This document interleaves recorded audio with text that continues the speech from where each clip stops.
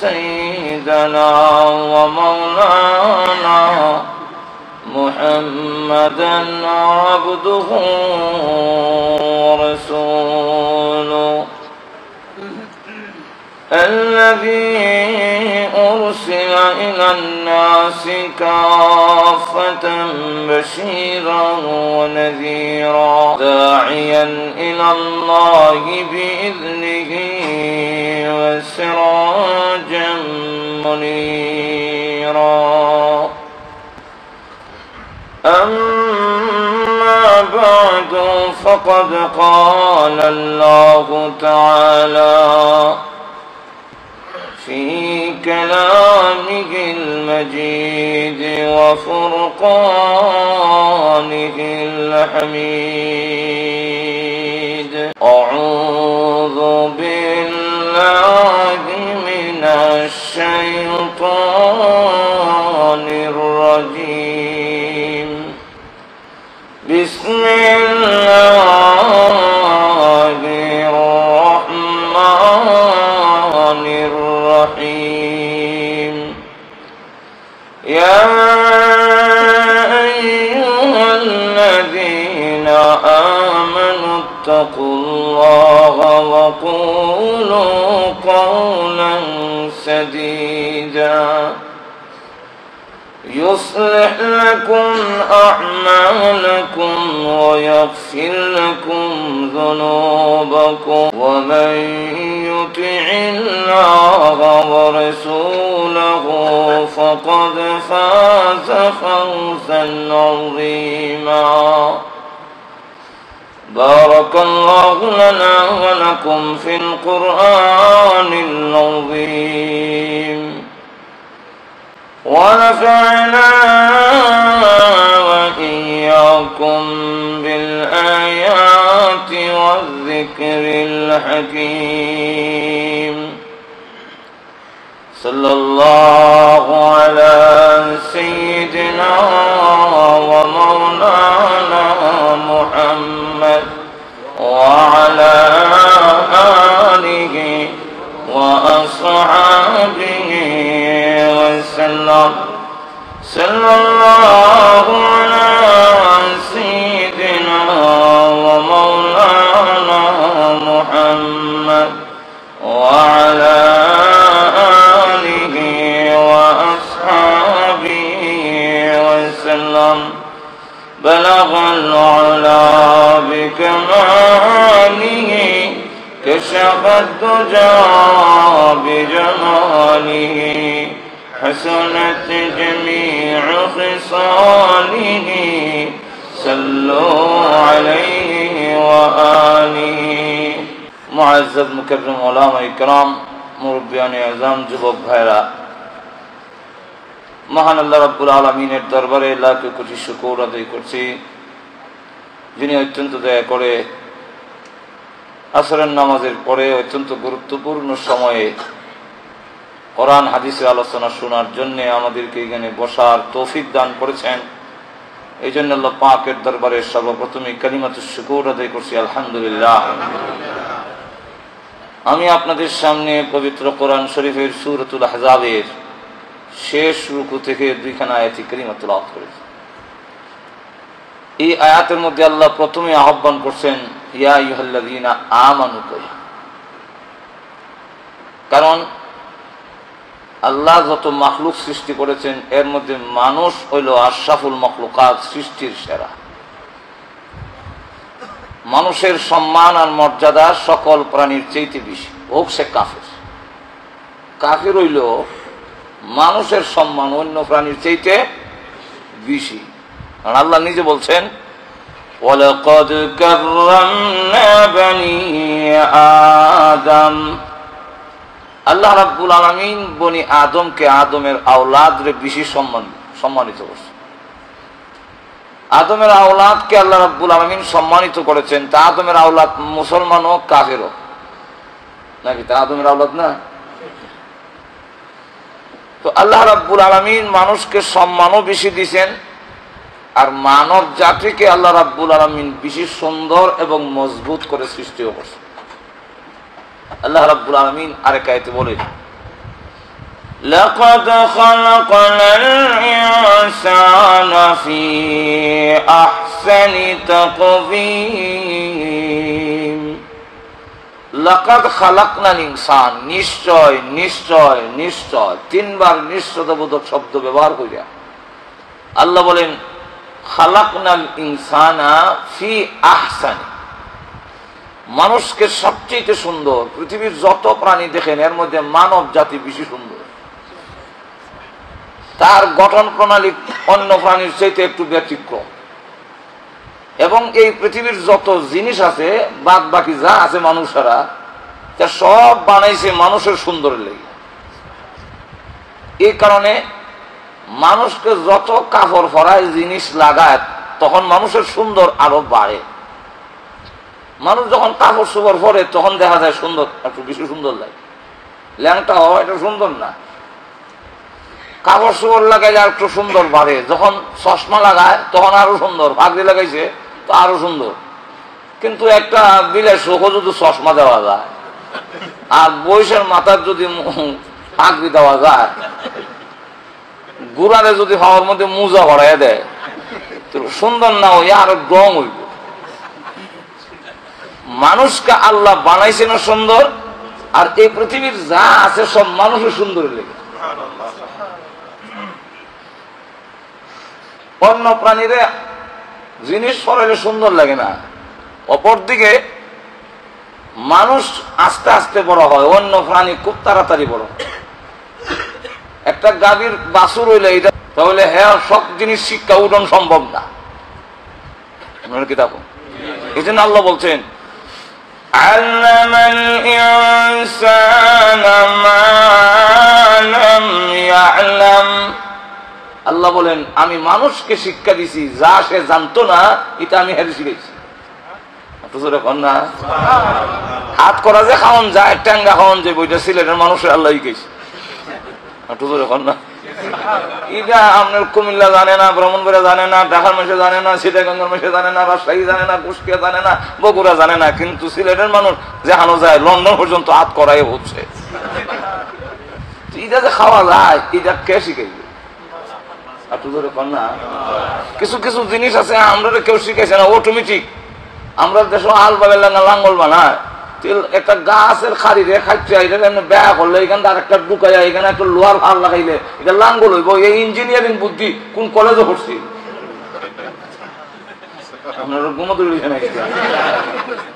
আল্লাহ রাব্বুল আলামিন বলেন আমি শিখাইছি একটা বাচ্চা এমনি পড়া হয় না নিয়ে পড়াইলে দেখা যায় আলিফ বা তাসাই খাই দিলে পরের দিন আবার আলিফ ফাললে বা হইতে পারে না বা হইলে তা বুড়িলায় কিন্তু 2 বছরের ভিতরে এই বাচ্চা ঘরের যা জিনিস আছে আত্মীয় স্বজন যা আছে সকল জিনিসের নাম তার মেমোরির মধ্যে কি করে আইলো এটা আসলে দুনিয়ার কোন টিচারে পড়াই নাই আল্লাহ বলেন আমি পড়াইছি আল্লাহ রাব্বুল আলামিন বলেন তো মানুষ আল্লাহ রাব্বুল আলামিন বলেন সুন্দর করে বানাইছি লাকাদ খালাকনাল ইনসানা ফি আহসানি তাকওয়িম আল্লাহ বলেন আহসান সবচেয়ে বেশি সুন্দর মানুষ যখন অন্য প্রাণীর দেখে ও বড় নাইস বড় সুন্দর হ্যাঁ ওইটার বাসা নাই নাহলে আপনারা কইলে হইলে যে তুমি কও আমার সুন্দর আমার সুন্দরের কথা কোরআন শরীফে নাই কিন্তু তোমার সুন্দরের কথা মহান আল্লাহ নিজে কোরআনে উল্লেখ করেছেন মানুষের সুন্দরের কথা পুরুষ হোক আর নারী হোক তার সুন্দরের কথা আল্লাহ কোরআনে উল্লেখ করেছেন ময়না ফাঁকি খুব সুন্দর ময়না রে তুই খুব সুন্দর আপনি কইলা কিন্তু এই কথা তো কোরআন হাদিসও নাই কিন্তু ছবির না এর সেন্টার ঠিক নাই কিন্তু এর হলো মহান আল্লাহ হয় আমি সুন্দর হয়ে বানাইছি একটা হলো সুন্দর তার বাহ্যিক সুন্দর আর একটা হলো তার ভিতর সুন্দর সুন্দরের 2 ব্যাখ্যা সব ব্যাখ্যা তেমন টাইম নেই এখন দেখা গেল একটা হলো বাহ্যিক সুন্দর আর একটা হলো চারিত্রিক সুন্দরতা বাহ্যিক সুন্দরে মানুষের চোখ ঠান্ডা হয় আর এটা ক্ষণস্থায়ী কিছু সময়ের জন্য আমার চামড়া কালার গঠন খুব বালা এটা দেখতে কতদিন যতদিন আমি সুস্থ থাকবো ডায়াবেটিস ধরে লইব সিমি যাইব কি এরপরে যখন একবার হাত লাগায় না হইলো চোখ গাতার যাইব কি এরপরে দেখা যাবো দাঁত বেরিয়া সেটা দেখা যায় কবর থেকে মুর্দা মনে উঠতেইছে লাগে যেরকম ঠিক কিনা এইগুলো চোখ ঠান্ডা হয় আর চারিত্রিক সুন্দরের কারণে মানুষ জান্নাতের উপযুক্ত হয়। এই জন্য আল্লাহর নবী বিশ্বনবী রাহমাতুল লিল আলামিন বলে দিয়েছেন, এ আমার উম্মতেরা, যখন গ্লাসের সামনে গিয়ে তুমি সুন্দর দেখবে, চেহারা খুব সুন্দর, এই দেখে আল্লাহর শুকর আদায় করবে আর বলবে, আল্লাহ আমার চেহারা আমার গঠন যেমন সুন্দর বানাইছো, আমার চরিত্রকেও সুন্দর বানাইয়া দাও, এবং এই সুন্দর চেহারা জাহান্নামের আগুনে জ্বালাইও না। জাহান্নামের আগুনে আমার এই সুন্দর চেহারা যদি জ্বালায় দাও, আমি যদি জাহান্নামের লাকড়ি হয়ে যাই, তাহলে এই সুন্দরের কি দাম? কোন ঠিক কিনা? তো মানুষ আল্লাহ রাব্বুল আলামিন সুন্দর বানাইছেন। আবার বলেন তাকওয়িম, মানুষ বড় মজবুত। এর ব্যাখ্যার মধ্যে উল্লেখ করেছেন মানুষ কি করে মজবুত হলো। মানুষের চাইতে গরু, ছাগল, হাতি এগুলো আরো বেশি মজবুত। একটা মানুষ বুড়া হয়ে গেলে লাঠির উপরে নির্ভরশীল হয়ে যায়, লাঠি ভর দিয়া চলতে হয়, রুজি রোজগার করতে পারে না, কর্ম দক্ষতা হারাইয়া ফেলে, রুজি করতে পারে না, সন্তানের উপরে আরেকজনের উপরে নির্ভরশীল হয়ে যায়, হয়তো সন্তানের উপরে আর না হয় সরকারের উপরে, একজনের উপরে না একজনের উপরে হই। আর তুই হোকা আমরা এই দেশে কইতাম যে না আমরা সন্তানের উপরে নির্ভরশীল না, আমরা তো সরকারের উপরে কান্ত করে রয়েছেন। আমরা দেশে তো বুড়া মা বাবা তার সন্তানের উপরে, পরিবারের উপরে একটা বোঝা, মানে তার একটা বুড়া করলো উপরে। কিন্তু এই দেশে হয়তো সরকারে দেয় বলে আপনারা এটা সন্তানের উপরে এত পড়ে না, কিন্তু একজনের উপর একজনের উপর তো নির্ভরশীল হয়ে পড়ে, লাঠির উপর ভর দিয়া চলতে হয়, নিজে নিজে চলতে পারে না, দুর্বল, কর্মদক্ষতা হারায় ফেলে। কিন্তু একটা গরু কোনোদিন তার সন্তানের উপর নির্ভরশীল হয় না। আর মালিক এরকম নাই, বুড়া গরুরে আরো 5 বছর গরু ঘুমাইয়া ঘুমাইয়া খাওয়ায়, এমন ইতিহাস পৃথিবীত নাই। আছে কোন মালিকে কি একটা গরুরে, একটা কুকুরে, একটা বকরিরে বার্ধক্যজনিত কারণে কর্মদক্ষতা হারাই ফেলাইছে, এখন আর রুজি রোজগার করতে পারে না, খালি গরু ঘুমাই ঘুমাই থাকে, এই দেখে সপ্তাহে না খালি করে। আর মালিকে হয় 20 বছর গরুটারে বা 12 বছর গরুটারে দিয়ে চাষাবাদ করলাম, এত উপকার লইলাম, এত খেদমত তারে দিয়ে লইলাম, এখন বুড়ি গেছি কি, এখন আমি খাওয়াই, এমন আছে? আছে নাকি? নাই। তো একটা প্রাণী সে বুড়ো হয়ে গেল, কর্মদক্ষতা হারায় না,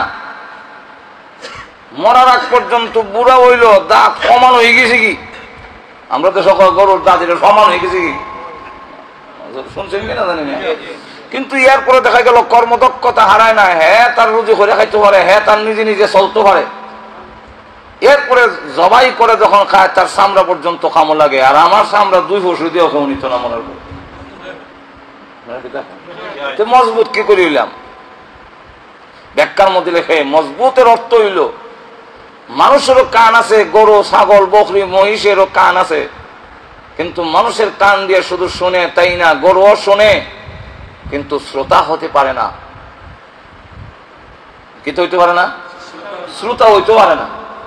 একটা গরুরও যদি ওয়াজ করা যায়, এই গরু ওই সামনের খেতটা যায়, এটা চেয়ারম্যানের, এরপর একটা আমার, ইদাত মুখ লাগাইস না, এরপর একটা খাইস, চেয়ারম্যানের ক্ষেত্রে খাইলে এবার তোরও মারবো আমারও মারবো, এই কানে দেয় আওয়াজ শুনছিনি, জিনা বলে আমার শুনে নাই, আমার শুনছে। কিন্তু আপনার এই ওয়াজের শ্রোতা হইয়া চেয়ারম্যানের ক্ষেত্রে মুখ লাগাইতো না, আপনার ক্ষেত্রে গিয়া খাইবো, যেহেতু আমার মালিক কইছে এটাত খাইতাম না, আমারও মারবো, আমার মালিকও মারবো, হিটাত খাই। এরকম ওয়াজ শূন্য গরু আর চেয়ারম্যানের ক্ষেত্রে মুখ লাগাইতো না, মনে হয় খাইবো।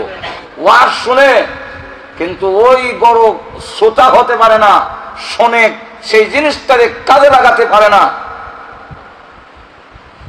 একটা বিড়ালের যদি ওয়াজ করেন, ওরে বিড়াল, এই যে তোর সামনে মাছ বাজি আরেকজনের ফরের জিনিস খাইলে কবিরা গুনাহ হয়, জাহান্নামের আগুনে জ্বলবি, এই ওয়াজ যদি করে, বিড়ালের কান দিয়া তো শুনছে, শুনে যে আপনি একটু পরীক্ষা করে দেখে নিবা।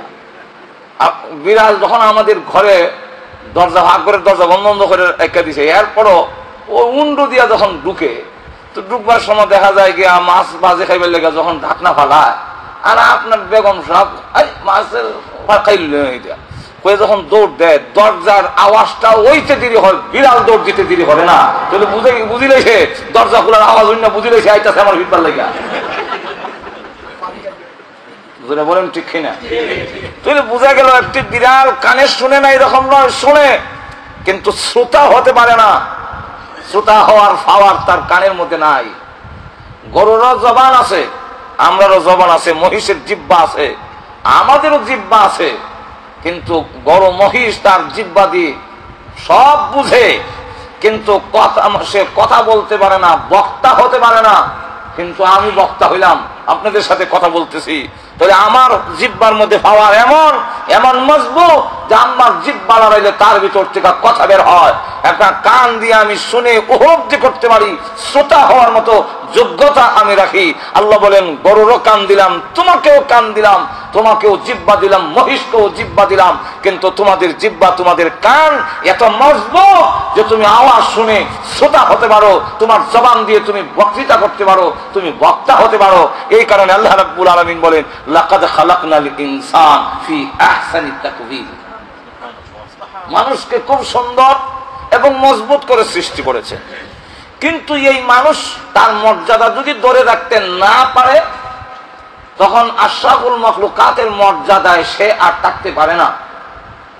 সে তখন চতুষ্পদ প্রাণী, কুকুর বিড়ালের সমান সমান হয়ে যায়, মর্যাদায় কিন্তু আর থাকতেছে না। এটা বোঝা যাবে কোন সময়? পৃথিবীর থেকে বিদায় হওয়ার পরে হাসরের মাঠে যাওয়ার পরে গিয়ে বুঝ হবে যে আমি আমার মর্যাদা আর সম্মান ধরে রাখতাম পারছি, একটু ধরে কর না, ধরে রাখতে পারিনি। আল্লাহু আকবার।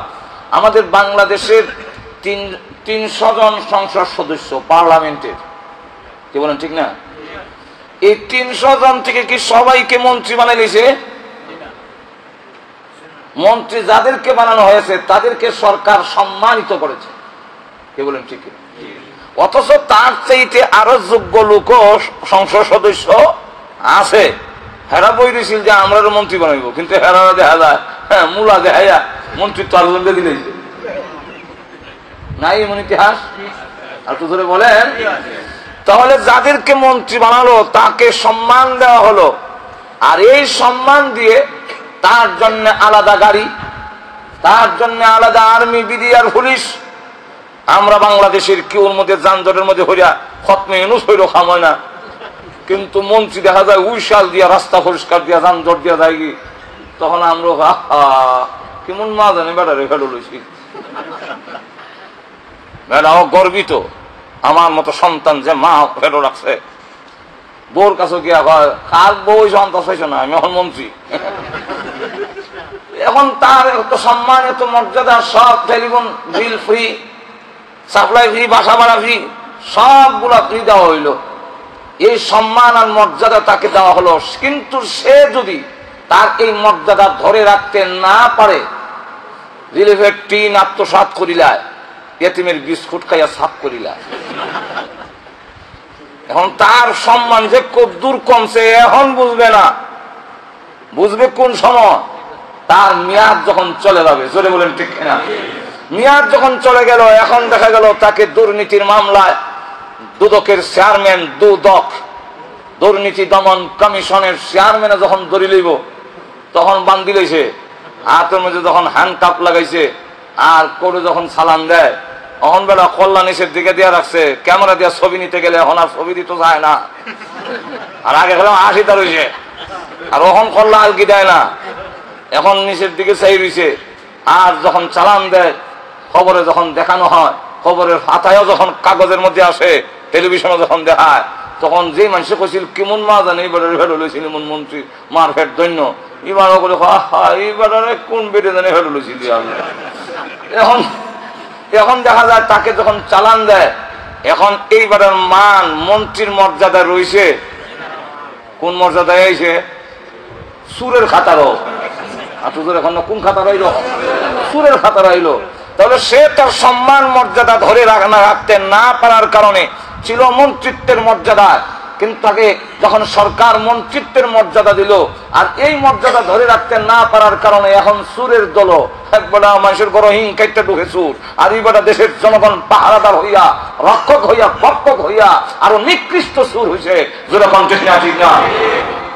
এখন তাকে চুরের খাতায় চলে আসলো, আশরাফুল মাখলুকাতের মর্যাদায় আর মন্ত্রিত্বের মর্যাদা রইল না। ঠিক তেমনি হবে আল্লাহ সরকার সমস্ত মাখলুকের মধ্যে যাচাই বাছাই করে মানুষকে আশরাফুল মাখলুকাত, সৃষ্টির সেরা উপাধি তোমাকে দেওয়া হলো, কিন্তু এই মানুষ যদি তার মর্যাদা আর সম্মান ধরে রাখতে না পারে তাহলে দেখা যাবে এই মানুষ আশরাফুল মাখলুকাতের মর্যাদায় থাকে না। আল্লাহ রাব্বুল আলামিন বলেন, উলাইকা কাল আনআম বাল হুম আযাল উলাইকা হুমুল গাফিলুন। আল্লাহ রাব্বুল আলামিন বলেন, উলাইকা কাল আনআম, সে কিন্তু এখন পশুর মানে হচ্ছে। মন্ত্রী যেমন সুরের মর্যাদা এসিল, এখন আশরাফুল মাখলুকাত চতুষ্পদ জানোয়ারের সমানের সমান। কাল আনআম, জানোয়ার হয়ে গেছে এটা কইছে না, কইছে কাল আনআম, চতুষ্পদ জানোয়ারের মতো। মতো সামনে সিং উঠবো আর তুই তখন না, আমার মা বুঝুন না আপনারা, বুঝলে কিছু হ্যাঁ না কই। এখন কি সিং উঠবো? আবু জাহিল কি সিং উঠছি, লেজ বাড়িছে, তো মতো কেমন হইল? আল্লাহ বলে দিছে মতো কেমনি। আগে যে ওয়াজ করছিলাম, খান আছে বিড়ালের, কিন্তু জাহান্নামের ওয়াজ করলে করোনার না করণ সমান। তোর কোন ঠিক কিনা? গরুরে ওয়াজ করলে করোনার না করণ, কান আছে শুনে কিন্তু কামায় না। আল্লাহ রাব্বুল আলামিন বলেন, সাওয়াউন আলাইহিম আআযারতাহুম আম লাম তুনযিরহুম লা ইউমিনুন। আল্লাহ বলেন সমান কেমনে হইলো আনাম, যে সাওয়াউন আলাইহিম, হে নবী তাদেরকে আনজারতাহুম আম লাম তুনজিরহুম, এদেরকে জাহান্নামের ভয় দেখান। যদি বলেন এই মূর্তি পূজা করো না, শিরিক করো না, হারাম খাও না, এই ওয়াজ যদি করেন জাহান্নামের আগুনে জ্বলবি, তাহলে এরা কান দিয়ে শোনে কিন্তু গ্রহণ করে না। সুতরাং ওয়াজ করুন আর না করুন, জাহান্নামের ভয় দেখানো আর না দেখানো সাওয়াউন, বরাবর সেম সেম। আগে যেরকম আছিল এখন এরকমই। আনজারতাহুম আম লাম তুনজিরহুম লা ইউমিনুন, অগণবিজি ওরা ঈমান আনবে না, কানের যোগ্যতা হারিয়ে ফেলেছে। সুতরাং তার মধ্যে আর পশুর মানের মধ্যে কোনো বেশ কম আর পিছনে কন্যা চলাফিরাও একরকম হয়ে যাবে। চলাফিরা একরকম। কিভাবে একরকম? চতুষ্পদ জানোয়ারের পেশাবে ধরলে বয় না, হ্যাঁ বইতো হারে বয় না। কেন বই ভাষণ দিতে করে? আল্লাহু আকবার। বাইজুল বুস্তামিকে জবাব দিল, সীতাফল প্রতীক্ষা আওয়াল গীতা রাখে। আমিও এক মানুষের জিগাইলাম, ভাই আপনি যে পেশাব করে আইলেন উবাইয়া, আপনার কি কোমরে কোনো সমস্যা আছে? না, সমস্যা হইল তো আছে আলাদা। আপনার কি ভালো রোগের মধ্যে কোনো দোষ আছে? না।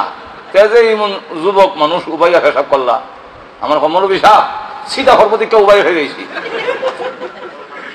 বইয়া করলে সীতা আইব। তাহলে এবার বলেন, কুকুর বাইজুল বুস্তামি রাহমাতুল্লাহ আলাইহিকে যে জবাব দিছিল, আশরাফুল মাখলুকাতের সন্তানের জবাব যা আমারে দিল, এই দুই জবাবের মধ্যে কোনো বেশ কম আছে? তাই আল্লাহ রাব্বুল আলামিন বলেন, উলাইকা কাল আনআমি বাল হুম আযাল, সে যে নিচে নেমে গেল, আশরাফুল মাখলুকাতের মর্যাদা রইল না, এটা এখন বুঝবে না। বুঝবে কোন দিন? বাল হুম আযাল, আরো নিকৃষ্ট হবে, আরো নিচতর হবে কিয়ামতের কঠিন ময়দানে, যেদিন সকল প্রাণীরা একটি মাটির মধ্যে হাজির হবে। আর তাকে যখন বলা হবে, এত সম্মান, এত মর্যাদা, এত ইজ্জত তোমাকে দেওয়া হলো আজকের কিয়ামতের মাঠে, এখন গ্রেফতার করার যখন অর্ডার দেওয়া হবে, খুযুহু ফাগুল্লুহু সুম্মাল জাহিম সাল্লু, ওরে পাকড়াও করো। আল্লাহ অর্ডার দিবেন, ফায়ুখাযু বিন নওয়াসি ওয়াল আকদাম, ফায়ুখাযু বিন নওয়াসি, নাসিয়াতুনের বহুবচন নওয়াসি, কপালের উপরের চুল পাকড়াও করে ধরবে। আর আকদাম, কদমের বহুবচন, পাগুলো যখন উল্টায়া নিয়ে বেঁধে, আল্লাহ রাব্বুল আলামিন বলবেন, ফাকুব্বাত ওয়ুজুহুহুম ফিন্নার, মাথা নিচের দিকে দিয়ে জাহান্নামে ছেড়ে দেয়। এই অর্ডারটা যখন হবে, দেখে বলবে, প্রভু হে, কোন কুকুর জাহান্নামে যায় না, কোন মহিষ জাহান্নামে যায় না, কোন বকরি জাহান্নামে যায় না, বেরি জাহান্নামে যায় না। আমি আশরাফুল মাখলুকাত হইয়া এত ইজ্জত আর এত সম্মান এত সুন্দর করে আমাকে বানাইয়াছো, এখন আমি জাহান্নামে যাই। ওই দিন আক্ষেপ করে বলবে আমি তো পশু চাইতে আরো নিচে নেমে গেলাম। কি বলেন ঠিক কিনা?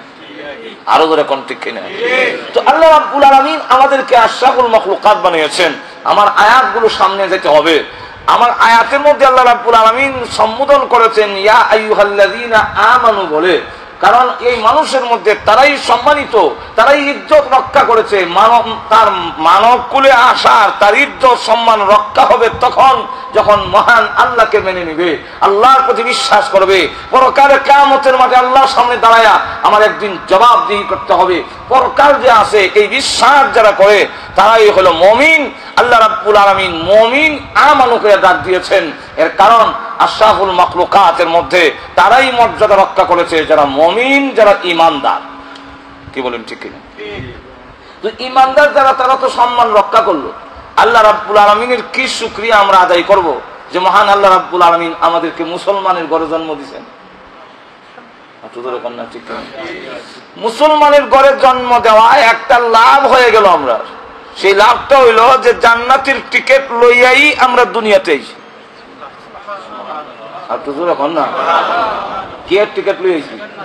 জান্নাতের টিকিট আমরা নিয়ে আইছি দুনিয়াতে, যদি টিকিটটারে নষ্ট না হয়।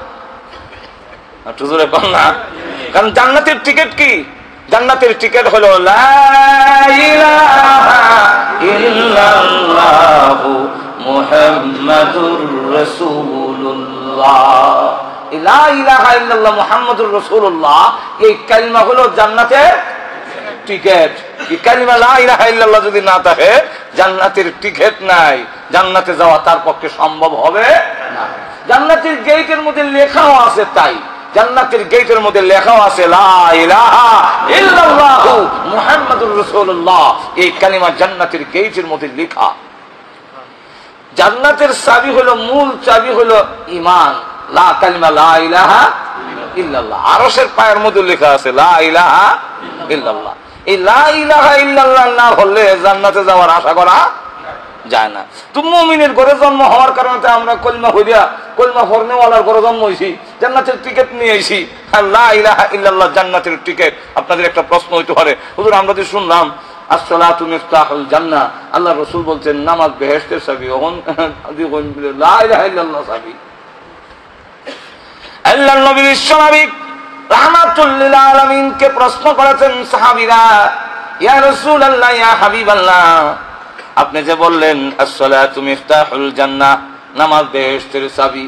ইসলামের বেনাজে 5টা, এর মধ্যে প্রথম নম্বরটার নাম হলো লা ইলাহা ঈমান। বুনিয়াল ইসলাম আলা খামসিন শাহাদাতি আল্লাহ ইলাহা ইল্লাল্লাহ ওয়া আশহাদু আন্না মুহাম্মাদান আবদুহু ওয়া রাসূলুহু। এটাই হলো কালিমা, এটা হলো ঈমান। জান্নাতের টিকিট, জান্নাতের চাবি। ঈমান না হয়ে নামাজ কিভাবে হয়? নামাজ তো 2 নম্বর। 2 নম্বরে বলছেন ওয়া ইকামিস সালাহ, নামাজ হইল 2 নম্বরে। তাও নামাজ জান্নাত ইসলামের বানানো, নামাজ ইসলামের বানানো। আমাদের ব্রাহ্মণবাড়ির একজন বড় হুজুর ছিলেন, বড় ওনার তীক্ষ্ণ মেধা আছে। একদিন আমাদের জিজ্ঞাসা হোসেন ইসলামের বেনা কয়টা? আমি বললাম কালমা নামাজ রোজা হজ জাকাত। কালমা নামাজ রোজা হজ জাকাত একটা লাই কই দিছি, 5টা ইসলামের বেনা 5টা। আমার কালমা নামাজ, নামাজ ইসলামের বেনা। আমি বলছি হুজুর নামাজের ইসলামের বেনা না। আমি তো হুজুর লেখা আছে নামাজের বেনা। কথা হাদিসটা কও, যে আনো কইছি হাদিস কও। তো হাদিস যখন কইলাম যে বুনিয়াল ইসলাম আলা খামসিন শাহাদাতি আল্লাহ ইলাহা ইল্লাল্লাহ ওয়া আন্না মুহাম্মাদান আবদুহু ওয়া রাসূলুহু ওয়া ইকামিস সালাহ। ও ইকামিস সালাহ, নামাজের কথা শুধু সালাহ কইছে না, কইছে ইকামিস সালাহ। সব নামাজ ইসলামের বানানা। তাহলে যে এবার নামাজের নিয়ত বান্ধা এমনিও যায়, আবার মাতেও আর 2 মিনিটে যে এবার নামাজ কমপ্লিট করে লাই সারে হাত, এই বেটার নামাজও তো ইসলামের বানা হয়েছে বুঝি। আর তো এখন না, আমরা দেশ আসিনি এরকম 2 মিনিটে 4 হাত নামাজ কমপ্লিট। সেটা রিয়াল লাগান সবাইছে নামাজ। আমি এক জায়গায় গেলাম ওয়াজ করতে, মসজিদে গেছে নামাজ পড়তে, গিয়া দেখি এক মুরব্বী অন্তত 70 বছরের কম না বয়স। আমি 2 রাকাত পড়তে পড়তে বেটা 8 রাকাত শেষ করে দিয়েছি। নিয়ত বাইন্দাও আর কোনো টাইম নাই, বানতে দূর তার ক্যাম। এরপরে রুকুত যে গেল আর ফিরে আয় না, এখান থেকে সাজদাত যে গেল আর 2 সাজদার মাঝখানে বই নাই, মাত্র খোল্লাটা আর কি 2-8টা মেলা দেয়। এরকম ভাবে যখন নামাজ পড়তেছে তখন আমি ভাবলাম যে এইভাবে যদি হয়, এই অবস্থায় যদি হয়, দেখা যায় 2 মিনিটও লাগছে না, সব নামাজ কমপ্লিট করে লিছে। ভাবলাম বেটা কইয়া দেওয়ার দরকার, হয়তো বেটা জানে না, ওনারা বইলা দেওয়ার দরকার। এই কথা যখন বললাম ভাবলাম, যেই মাত্র আমি ওই দিকে আগাইছি এমনি আমার যারা দাওয়াত দেন আমার ইশারা দেয়া, তারা ইশারা দেখে বললাম যে বিপদ আছে। আর কিছু মাতলাম না, নামাই তো গড়াইয়া কইলাম যে চাচারা তো বলে দেওয়ার দরকার, এইভাবে নামাজ হলে তো নামাজ ওই তুই না।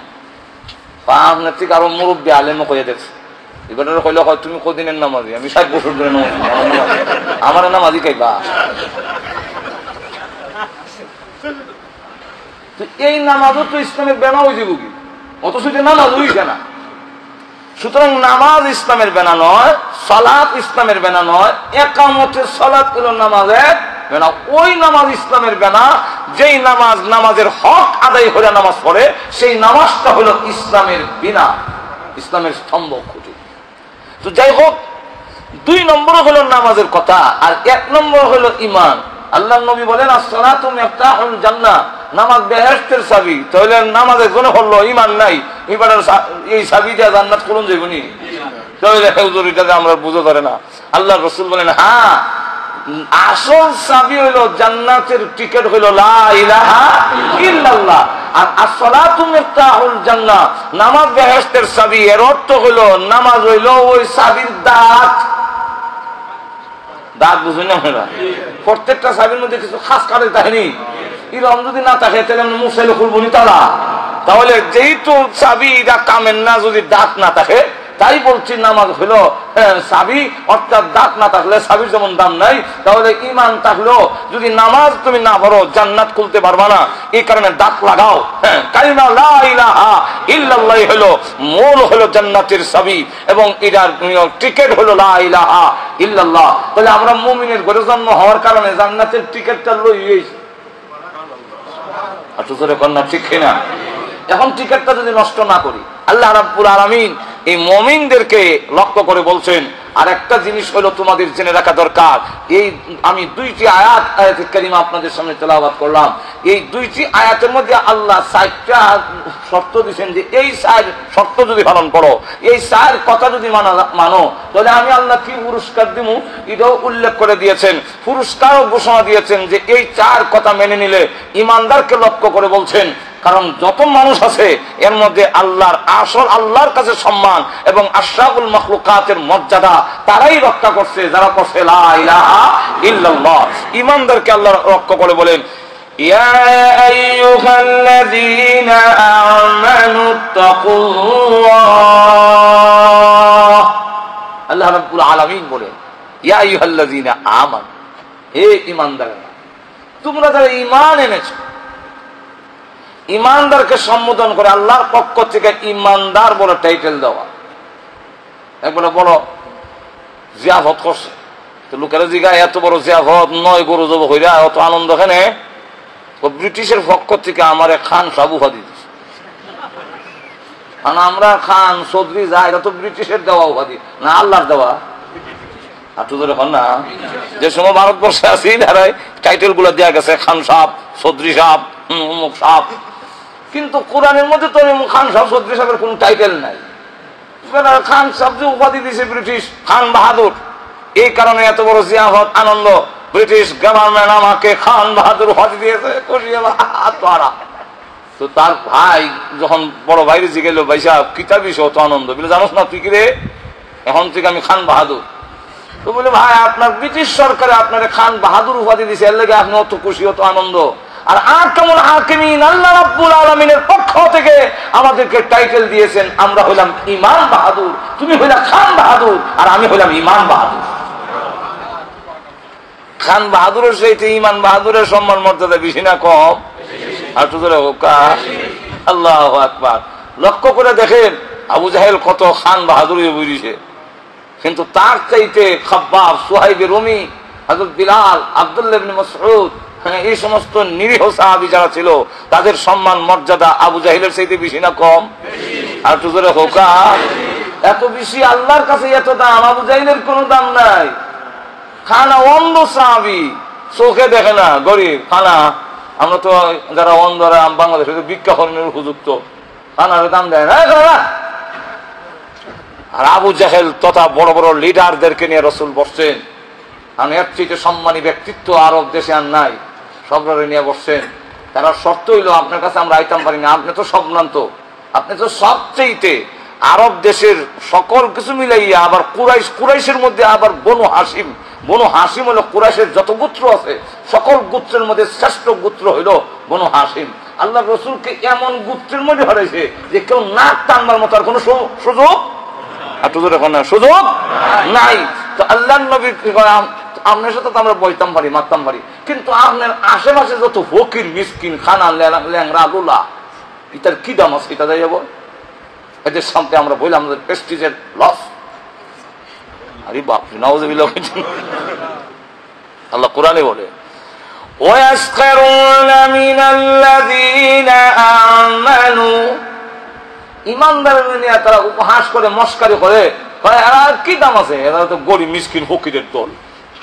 আল্লাহ বলেন, আল্লাহ রাসূল এরা জানাই দিন, ওয়াল্লাযীনা তাকাউ ফাওকাহুম ইয়াওমাল কিয়ামাহ, অগণবিজি জানায় দিন তাদের কাছে কোনো দাম না থাকতে পারে বিলালের, তার হযরত আব্দুল্লাহ ইবনে মাসউদের, হযরত সুহাইব রুমি আর খাব্বাব, এদের মতো লোকের কোনো সম্মান মর্যাদা তাদের কাছে না থাকতে পারে। কিয়ামতের কঠিন ময়দানে দেখবে তাদের মর্যাদা আমি আল্লাহ তাদেরকে সুউচ্চ মর্যাদা দিয়েছি। আল্লাহু আকবার।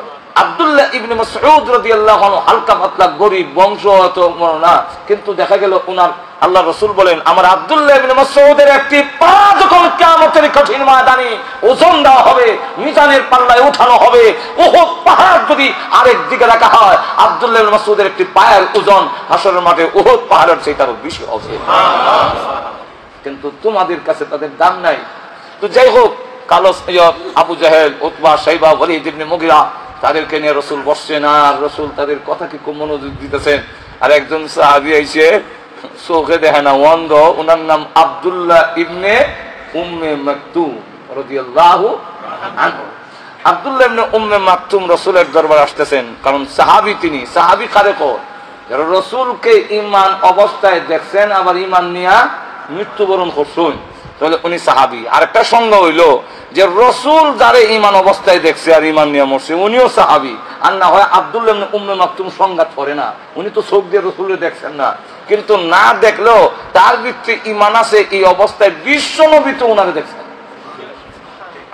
না তুই একজন সাহাবীর মর্যাদা কই, আর কালো আল্লাহর কাছে কত দাম, যেই মাত্র আইতাছে, কারণ উনি তো চোখে দেখে না, গরিব, কোন দিন কোন আয়াত না দিলি সে আগ্রহ হইলো যে কোন আয়াত না দিল, যদি আয়াত না দিল থেকে তাকে আমি রসুলের কাছ থেকে দাম আমি মুখস্থ করতাম, এটার আমল করতাম, রসুলের কাছে জানবার লেগে যাইতেছে। আর রসুল যে বড় বড় লিডার বুঝিছে, আর এরা তো আগে কইছে যে ফকির মিসকিন খানো ল্যাংরা লুলার লেগে আমরা দেখতাম পারি না, অহন তো সব যাইব উঠা। হাই হাই রে, এবার তো মাসলা রসুলের ইচ্ছা হইলো যে আব্দুল্লাহ ইবনে উম্মে মাকতুম তো আমার নিজের লোক, এত যে কোনো সময় মানে মাসলা জিজ্ঞাসার সুযোগ আছে, জানবার সুযোগ আছে, কিন্তু যারা লইয়া বইছি ইদি তো সুযোগ পাইলেই উঠে যাইব কি, এরা তো দিন শোনাইতাম পারতাম না। আর লিডার যারা আছে, কমিউনিটির সর্দার যারা আছে, নেতৃত্ব যারা দেয়, নেতা যারা আছে, আমরার ভিতরে অনেক সময় আকাঙ্ক্ষা থাকে, এরা যদি ইসলামের পক্ষে আই হয় তাহলে আমরা ইসলামটা প্রচার করতে। আচ্ছা, আপনার কি মনে মধ্যে নাই যে বাংলাদেশের মন্ত্রী যারা আছে সব ইসলামে আই করুক, এটা আপনার কামনা নাই? আসেনি। আমরা তো চাই যে বাংলাদেশের মন্ত্রী মিনিস্টার যারা আছে, প্রেসিডেন্ট সহ সব যদি ইসলামে আইতো, আমরা খালি ডাক্তার যদি দেয় মোল্লা, আপনারা সব ফালাই দিয়ে দেবো কেউ না। কিরকম ঘটনা ঘটছে, সরকার প্রধান বা প্রেসিডেন্ট বা কোন মন্ত্রী পরিষদে ডাকলে দেখা যায় সুবহানাল্লাহ, যে মৌলবী সাহেবরা ভাবা যায় না 6 মাসে 1 বছরের ভিজে বুঝিয়া সব দেখা যায় অন্য। মানুষের মন্তব্য করে আর উল্টা এখানে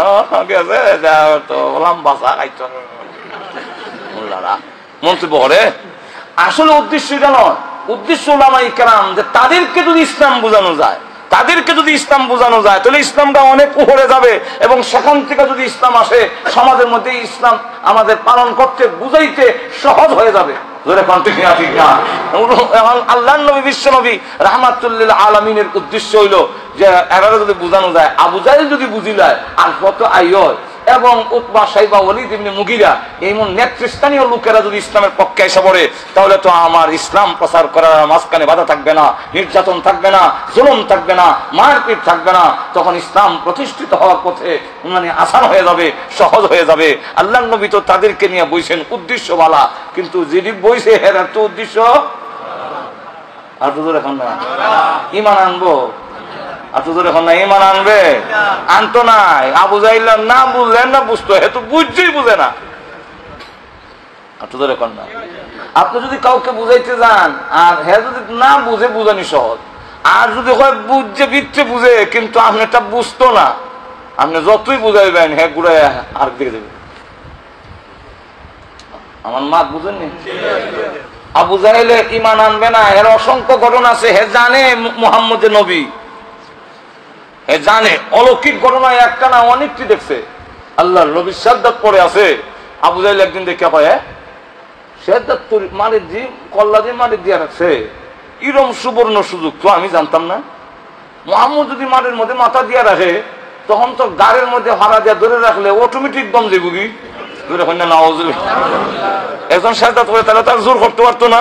তখন তো সুযোগ রাখ, আরেকদিন এরকম সুযোগটা দেখি।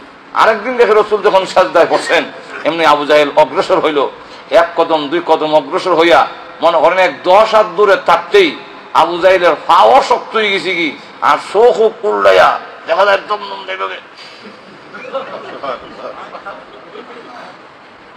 পরে আস্তে আস্তে আস্তে আস্তে আতঙ্কিত হইয়া এক কদম দুই কদম ফিচ্ছে ফিচ্ছে আইসে।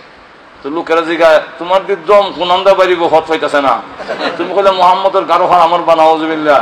আর এখন দেখা যায় তোমার চোখ পড়ে গেছে কি, চেহারা পরিবর্তন হয়ে গেছে কি, বিষয় কিটা? বিষয় বললাম না, আমি গেছিলাম মুহাম্মদের গাড়ে হারা মারতাম, কিন্তু আমি 10 হাত দূরে থাকতেই দেখি মুহাম্মদ আর আমার মাঝে এমন ভয়াবহ অবস্থা, আর আমার পা এমন শক্ত হয়েছে 1 ইঞ্চও সামনে যায় না, পিছনে আনা যায়, সামনে যায় না। আমি আর কর্মকিটা শেষ পর্যন্ত নির্ভয় হইয়া আই হচ্ছি। আল্লাহর রাসূলকে জিজ্ঞাসা করার পরে আল্লাহর নবী বিশ্ব নবী রাহমাতুল্লিল আলামিন বলেন, তখন আমার চতুর্দিকে আল্লাহর রহমতের ফেরেশতা বডিগার্ড সিকিউরিটি দেওয়া ছিল।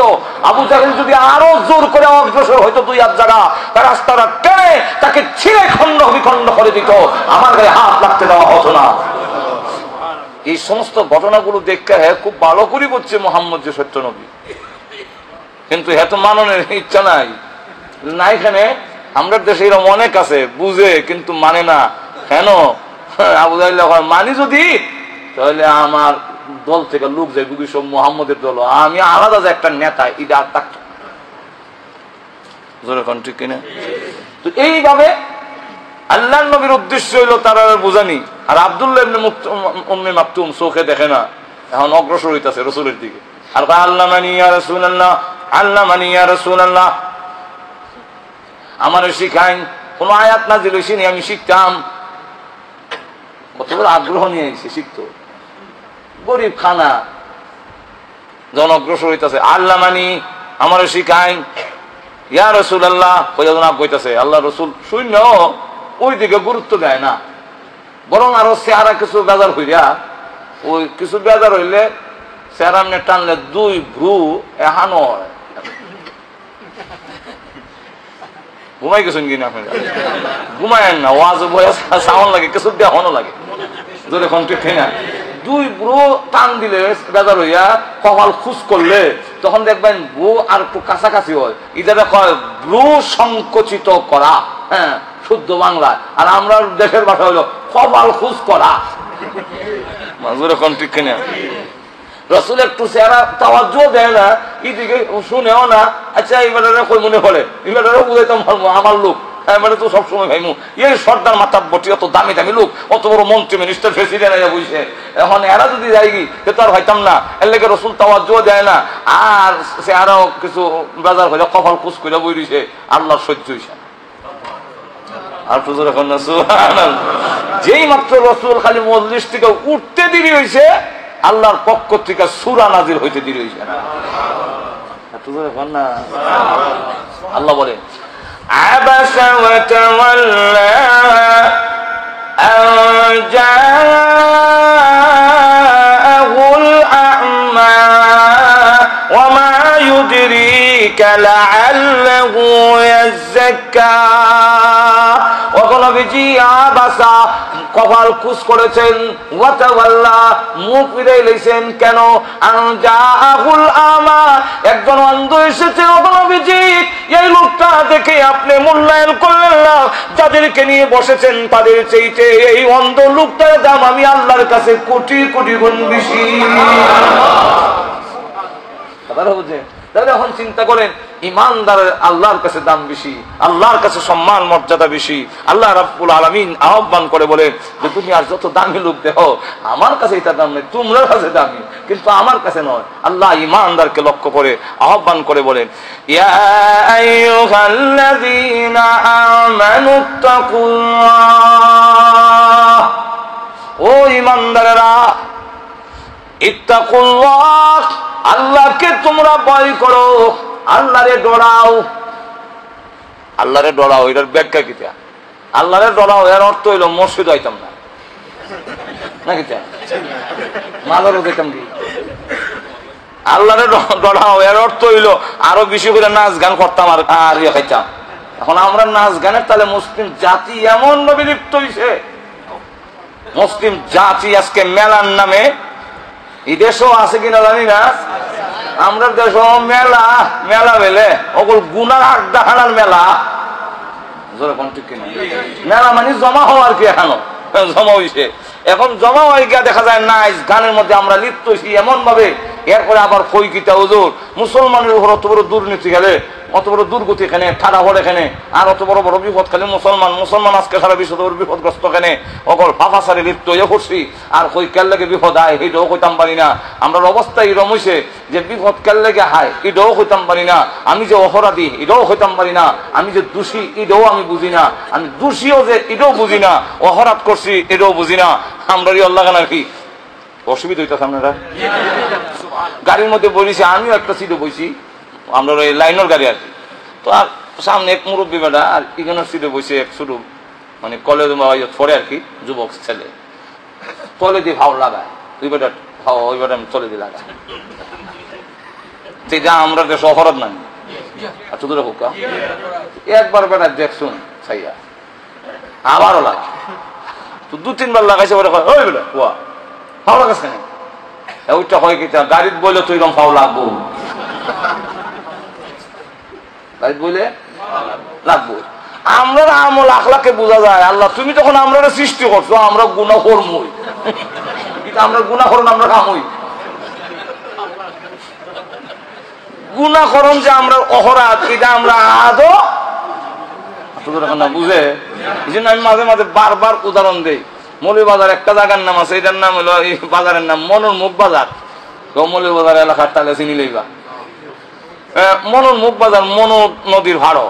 তো এখন দেখা যায় মনোরমুখ বাজারও আমার ছাত্র তো মনে হয় মাছ বেচে একবার যায়, আর সিগারেট টানে রমজান মাসের দিনের বেলায়, আসর আর মাগরিবের মধ্যবর্তী সময়, মাহে রমজান, তো সিগারেট টানে আর আমরা যাই।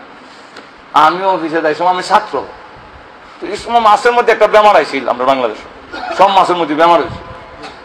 তো ওই বেটা সিগারেট টানে আর ওই বেটার হাতে মাঠে, আমি তো হিসি দিয়া, ও বা মাছও যে বেমার আইলো, আমরা কোন ফাঁকে যে ধরলো রে বা, আর হইতাম পারি না।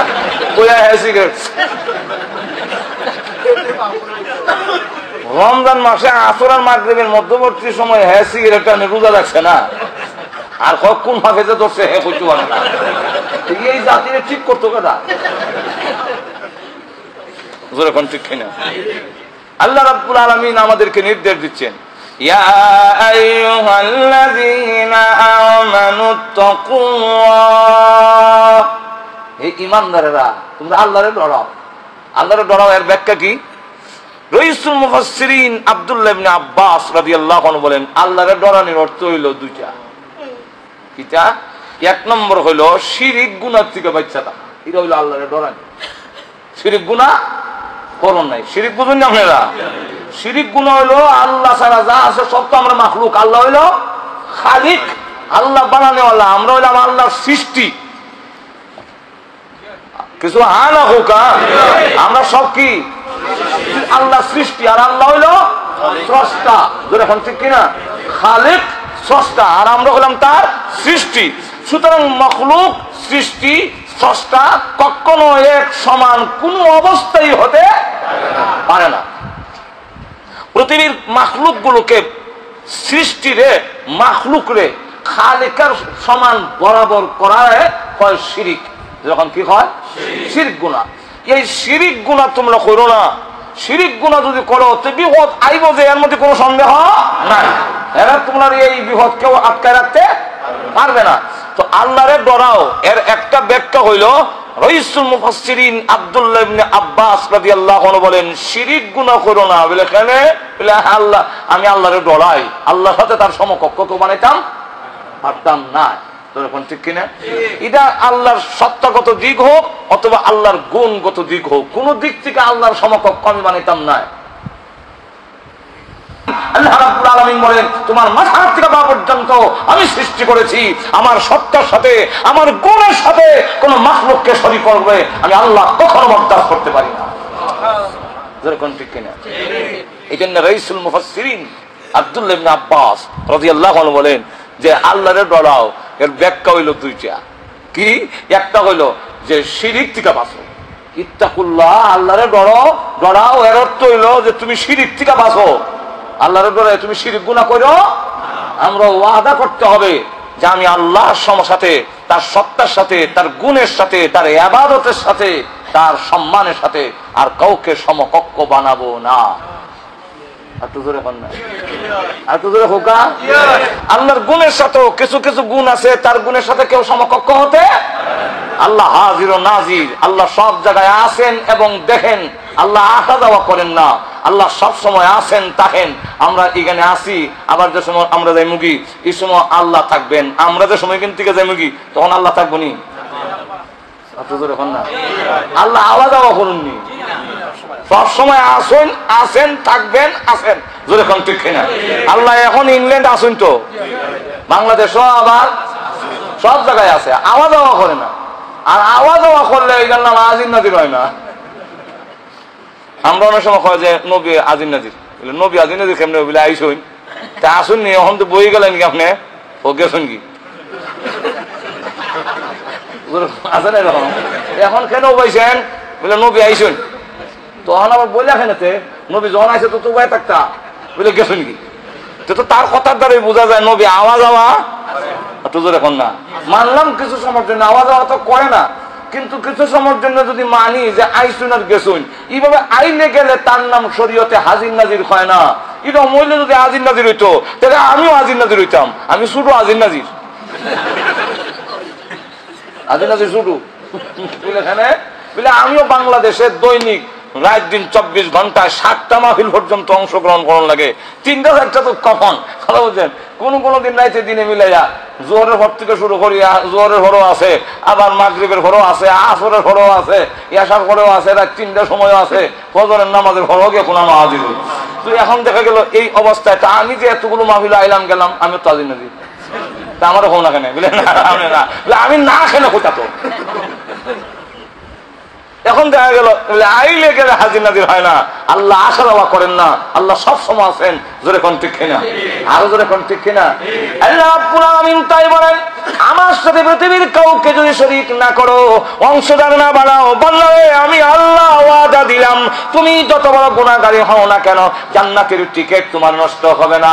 জান্নাতের টিকিট যদি নষ্ট না হয়, তুমি যত বড় অপরাধী হও না কেন, আমি আল্লাহ জান্নাত তোমাকে দান করব। জান্নাতের টিকিট তোমার ঠিক আছে, হয়তো কিছু হেসফুস লাগিয়েছি, টিকিট একটু বেশ কম করে নিলে, এরকম বিমানের টিকিট, বিভিন্ন টিকিট আমরা কিছু রাস্তার মধ্যে হয়রানি কিছু খাওয়ান লাগে, আমরা না? আমি টিকিট করছিলাম বাংলাদেশ থেকে যে ম্যানচেস্টার যাইতাম, তারও কইছে আমার ম্যানচেস্টারের টিকিট করে দিও। আমি তো সবসময় দেখছিও না, ট্রেনে উঠবার সময় উঠতে দেখি সিরিয়াল দোষী উঠতাম। আচ্ছা দেখিছেন কটার সময় গিয়ে খুঁজবো, ওখান দিয়ে লন্ডন লেখা। এবার আইসি লন্ডন নামছে, নামতে পারলাম ম্যানচেস্টার, আইসি লন্ডন।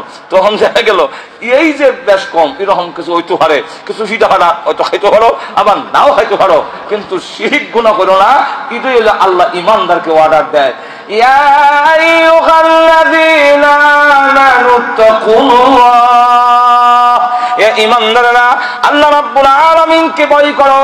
এর অর্থ হলো আল্লাহরে ডরাও, আল্লাহরে ভয় করো। রাইসুল মুফাসসিরিন আব্দুল্লাহ ইবনে আব্বাস রাদিয়াল্লাহু আনহু বলেন, শিরিক থেকে বাঁচো, শিরিক গুনাহ করো না। দুই নম্বর পয়েন্ট, রাইসুল মুফাসসিরিন আব্দুল্লাহ ইবনে আব্বাস রাদিয়াল্লাহু আনহু বলেন যে আল্লাহ রাব্বুল আলামিন যে বলেছেন, ইয়া আইয়ুহাল্লাযীনা আমানুত্তাকুল্লাহ, ও ইমানদাররা তোমরা আল্লাহকে ডরাও, আল্লাহকে ভয় করো। এর অর্থ হইল হারাম খাওন থেকে বাঁচা থাকো। কে থেকে বেঁচে থাকতাম? আরাম খাওন যতটুকু সম্ভব অক্ষরে 100% তো আমাদের বান্দার অক্ষম দেখানো, এখন তো আর কথা নাই। বাইম মাছটা এখন এই দেখো আসল কথা বলি, বাইম মাছটা এখন ফেকের ভিতরে, কিন্তু তাকলো হের শরীরে হলাম ফেক নাই। আর তো এখন না ঠিক কিনা? তোমরাও গুনার মাঝে হারামের মাঝখানে থাকবা, বাচ্চা চেষ্টা যদি করো হারাম থেকে বাঁচার জন্য, যদি তুমি চেষ্টা করো তাহলে জেনে রাখো তোমার আমল নামায় হারাম থেকে বাচ্চা থাকার কারণে সব দিয়ে ভরপুর করে দেওয়া হবে মহান আল্লাহর পক্ষ থেকে। তার ইমানের মধ্যে নূর হয়ে দেওয়া হইব। হারাম খাইও না, দেখা পয়সা দুনিয়ার ধন সম্পদ হারামের দিকে তুমি ধাবিত হইও না, কারণ এই দিকে ধাবিত হইলে হয়তো তোমার দুনিয়ার কিছু সম্পদ আসবে, কিন্তু এই সম্পদ তোমার জন্য বিপদ হইয়া দাঁড়াইব।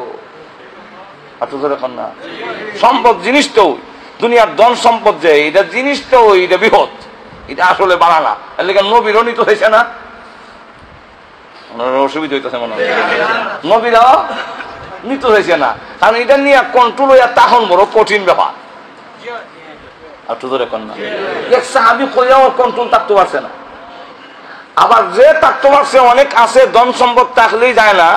জান্নাতের সার্টিফিকেট প্রাপ্ত রাসূল যাদের নাম ধরে বলেছেন, আবু বকর ফিল জান্নাহ, ওমর ফিল জান্নাহ, উসমান ফিল জান্নাহ, আলী ফিল জান্নাহ, তালহা ফিল জান্নাহ, আব্দুর রহমান ফিল জান্নাহ, নাম ধরে বলছেন। এই আব্দুর রহমান নামে একজন আছে, আব্দুর রহমান ইবনে আউফ রাদিয়াল্লাহু আনহু।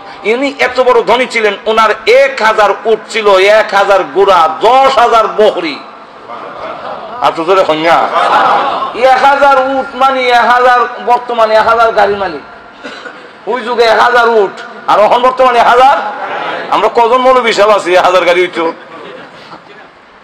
আমরা তো এখন এটা বাইক চলেছি যে আপনারা খালি দিবা আর আমরা খালি খাই, আর কোনো কথা নেই।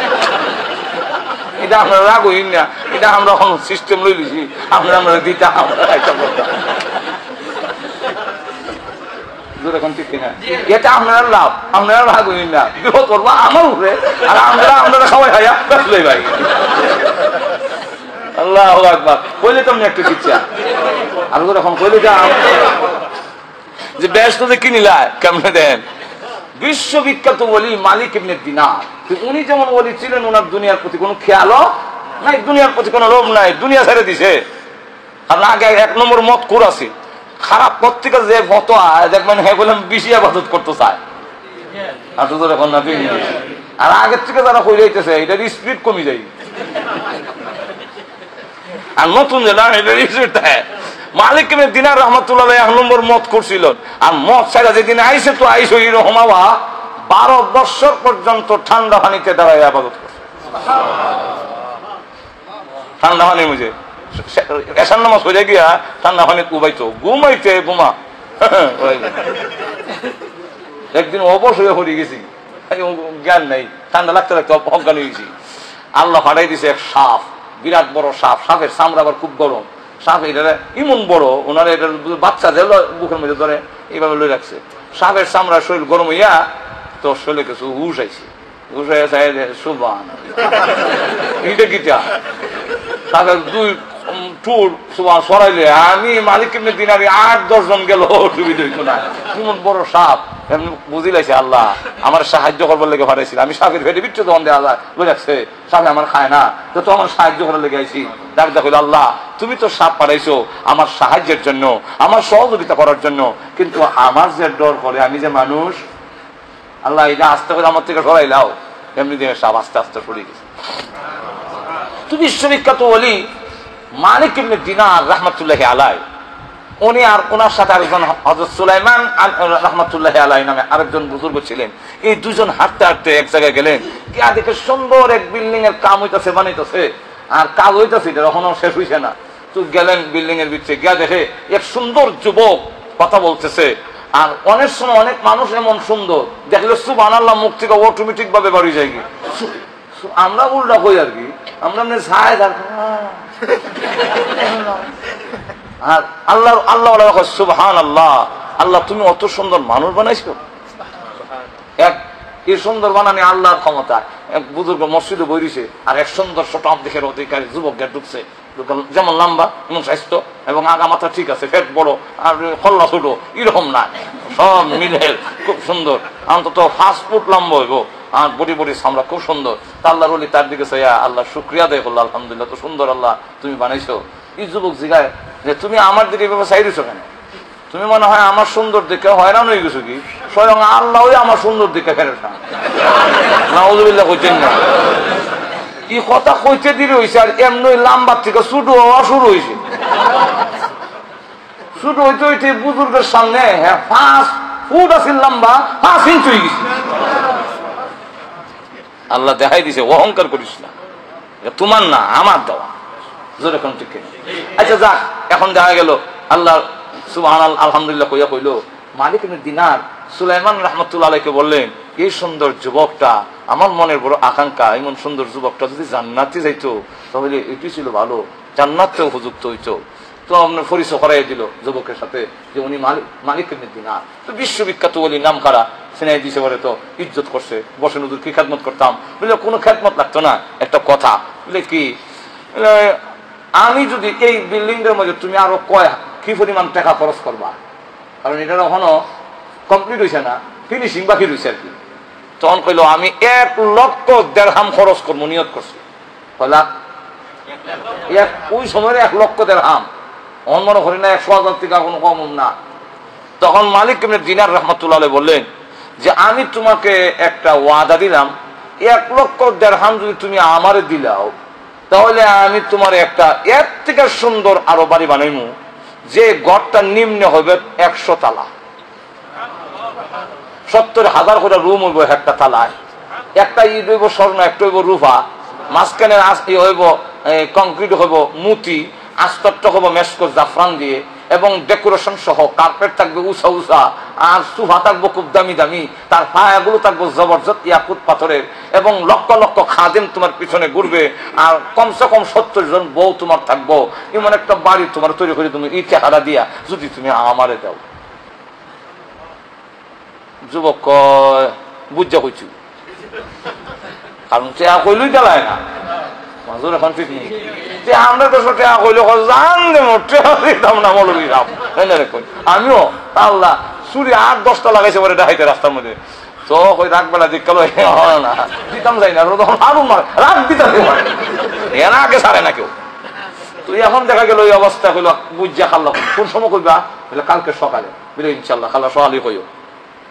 উনি আল্লাহর দরবারে কানলেন, প্রভু এত সুন্দর মানুষ তুমি বানাইছো, আল্লাহ হেরে তুমি জান্নাতি বানাই দাও, আল্লাহ হেরে তুমি জান্নাতি বানাই দাও, এর মন তুমি তৈরি করে দাও। এত দুনিয়া সুন্দর করার পিছনে নাইস গানার মেলার মধ্যে জামানের বাপ সৃষ্টি গেছি, আল্লাহ গুনাহ করে করে জান্নাত দেব, আল্লাহ তার দিল তুমি তৈরি করে দাও। সারা রাত কান্দাকাটি কইরা ফজর নামাজ পড়িয়া হাঁটতে হাঁটতে আবার এই বাড়িতে গেছে, গিয়া দেখে বাড়ির গেটের সামনে বইরিস। মালিক ইবনে দিনার রাহমাতুল্লাহ আলাইহি বললেন, বুঝাপড়া করছো নি?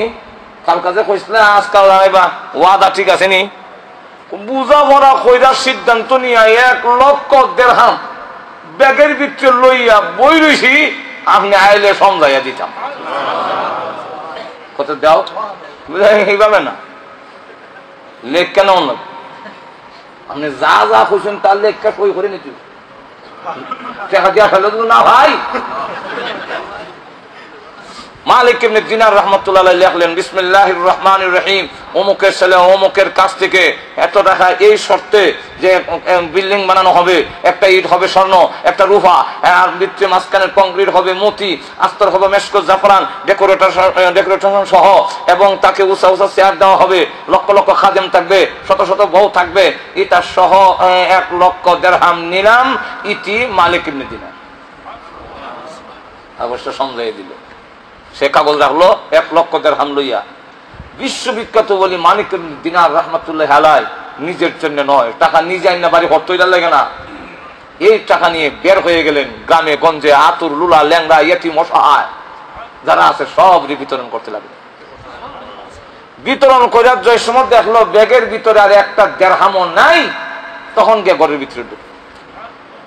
এইভাবে 40 দিন গেল।